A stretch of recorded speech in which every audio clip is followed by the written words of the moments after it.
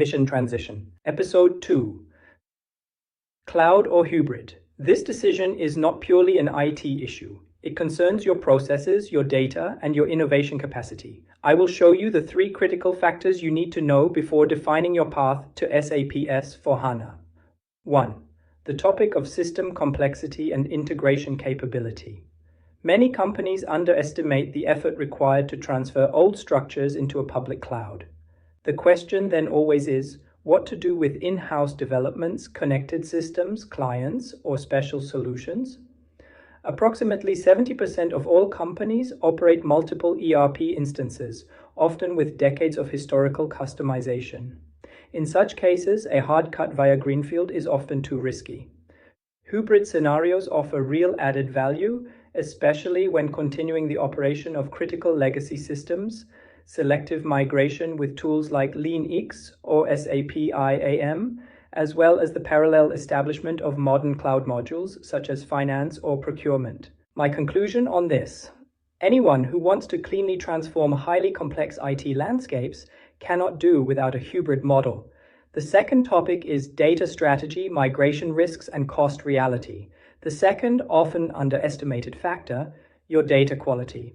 Outdated structures, duplicates, inconsistencies, all of this acts like sand in the gears. In the public cloud, individual adjustments are only limitedly possible. That means, if your data doesn't fit, the go-live will be delayed. And that costs a lot. Hybrid makes it possible. Data can be gradually cleaned, for example, with AKQUINET's B-robots. Historical data should be migrated selectively rather than moving everything at once. Migration tests should always be automated.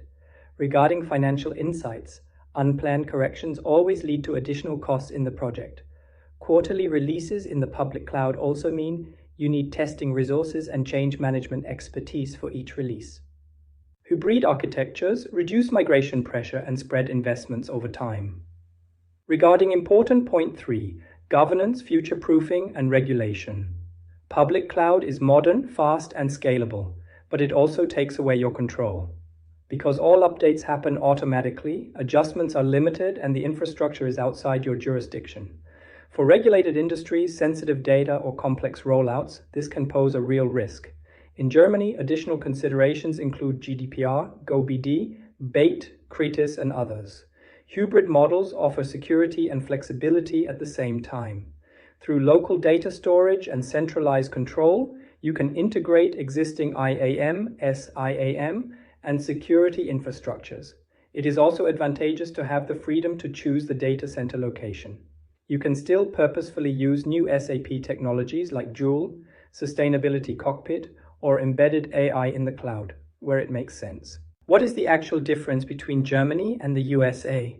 In the USA, speed often matters, cloud first and minimal regulation. In Germany, clear requirements for data sovereignty, auditability, and exit scenarios prevail. That's why hybrid is not just a temporary solution, but a strategic necessity, especially in Europe. My conclusion: the architecture must align with your regulatory, economic, and cultural requirements. That way, you can make informed decisions. In the next episode, the question will be, what is the difference between greenfield, brownfield, and bluefield, and which migration strategy is right for you?